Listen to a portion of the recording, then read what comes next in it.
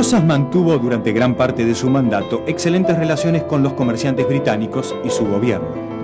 Bueno, es una relación también muy plegada, muy, no diré sumisa, pero como que mejor no meterse, es como omitir la cuestión, tanto la cuestión de Malvinas, que se cuida de reiterar año tras año, pero con una formalidad total, como el tema del comercio y el tema de la inserción de los comerciantes y de la banca inglesa.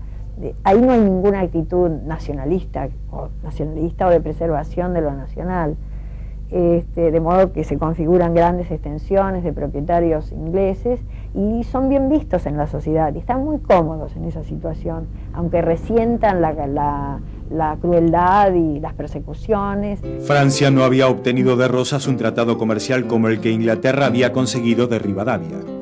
Los ciudadanos franceses no estaban exentos de hacer el servicio militar como los británicos. Rosas, además, había encarcelado a varios franceses acusados de espionaje. Se produce un conflicto diplomático y las naves francesas, que estaban estacionadas en el Río de la Plata, bloquearon el puerto de Buenos Aires a fines de marzo de 1838. El bloqueo se mantuvo por 2 años, generando una obligada política proteccionista más allá de la ley de aduanas. El bloqueo produjo ciertas grietas en el bloque de poder. Los ganaderos del sur de la provincia se rebelaron contra Rosas ante la caída de los precios de la carne y las dificultades provocadas por el cerco francés al puerto. Durante el bloqueo se reanudó la guerra civil. Lavalle, con el apoyo francés, invadió Entre Ríos y Santa Fe, pero fracasó en su intento de tomar Buenos Aires por carecer de los apoyos necesarios y debió marchar hacia el norte. Rosas hacía absolutamente lo que a él le parecía y su método de gobierno, que era disciplinar a la sociedad mediante el terror, incluía a los propios hacendados, ¿no? Incluía a gente muy directamente vinculada con él, que inclusive ocupaba funciones de gobierno, como Nicolás Enchorena, que se decía que en el año 40, el año trágico, estaba encerrado en su casa porque no estaba muy seguro si él estaba del lado de los vencedores o de los vencidos, y si no le iba a tocar a él también la degollina, ¿no? En octubre de 1840, finalmente por Tratado Macó-Arana, Francia pone fin al bloqueo. El gobierno de Buenos Aires se comprometió a indemnizar a los ciudadanos franceses, les otorgó los mismos derechos que a los ingleses y decretó una amnistía.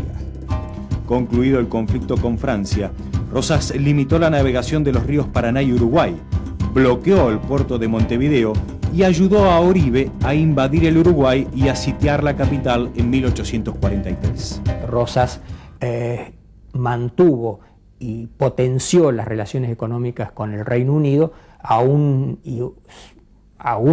en aquellos momentos en los cuales las circunstancias políticas le llevaron a aparecer en una posición de oposición al Reino Unido, como en el caso de los 2 bloqueos, en lo que me parece una lectura inequívoca de un comportamiento de larga duración de la burguesía argentina, empezando por la porteño-bonaerense, esto es la de no ceder ni un ápice del control de los medios de producción al capital extranjero, cederle el campo de la comercialización y no ceder tampoco un ápice en cuanto a la soberanía política. Me parece que esta es una de las claves que ayuda a entender la dinámica que tiene el largo periodo del rosismo y particularmente su estrecha conexión con los grandes capitalistas británicos. En 1848, en Francia, Austria, el norte de Italia y algunos estados alemanes, un descontento generalizado moviliza a la pequeña burguesía, el joven proletariado y a la intelectualidad en una insurrección de vastos alcances, con resultados distintos. En Alemania, la revolución es controlada. En Francia, cae la monarquía constitucional y surge la Segunda República Francesa. En 1845 el puerto de Buenos Aires fue bloqueado nuevamente, esta vez por una flota anglo-francesa. El objetivo común de ambas potencias era imponer la libre navegación de los ríos y poder comerciar sin trabas. A pesar de la heroica resistencia de Lucio Mansilla y sus fuerzas en la vuelta de Obligado, una flota extranjera rompió las cadenas colocadas de costa a costa y se adentró en el río Paraná. El bloqueo no solo afectaba los intereses de los extranjeros, también perjudicaba a los estancieros del litoral, que no podían navegar libremente por el río Paraná y debían comerciar sus productos por el puerto de Buenos Aires. Entre los afectados estaba Justo José de Urquiza, quien gobernaba la provincia de Entre Ríos desde 1841.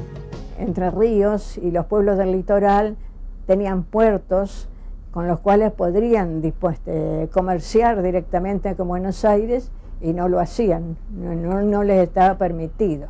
Y eso fue un derecho que Rosas defendió, como había defendido también Rivadavia. Se portó ahí como un verdadero unitario, aunque él hablara de federalismo, y se opuso terminantemente a la libre navegación de los ríos.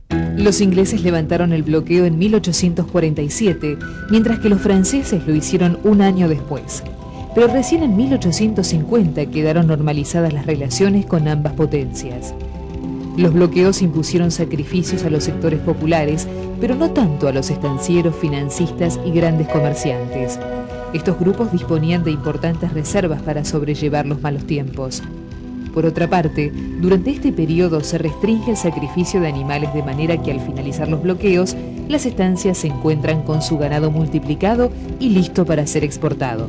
Año tras año, argumentando razones de salud, Rosas presentaba su renuncia a la conducción de las relaciones exteriores de la Confederación en la seguridad de que no le sería aceptada. En 1851, el gobernador de Entre Ríos emitió un decreto conocido como el Pronunciamiento de Urquiza, en el cual aceptaba la renuncia de Rosas y reasumía para Entre Ríos la conducción de las relaciones exteriores. El conflicto era en esencia económico. Entre Ríos venía reclamando la libre navegación de los ríos, necesaria para el florecimiento de su economía, lo que permitiría el intercambio de su producción con el exterior sin necesidad de pasar por Buenos Aires. Armado de alianzas internacionales, Urquiza decidió enfrentar al gobierno bonaerense. No ha habido, como algunos dicen, traición en ese caso de Urquiza hacia Rosas, porque se trataba de una alianza. Y cuando un aliado tiene un motivo concreto para terminar con esa alianza, puede separarse efectivamente. Y el motivo concreto que tenía Urquiza era la oposición de Rosas a la organización del país, que Rosas siempre lo manifestó. Además, entre Urquiza y Rosas solo había una vinculación política. Los dos tenían la misma jerarquía de gobernador de una provincia.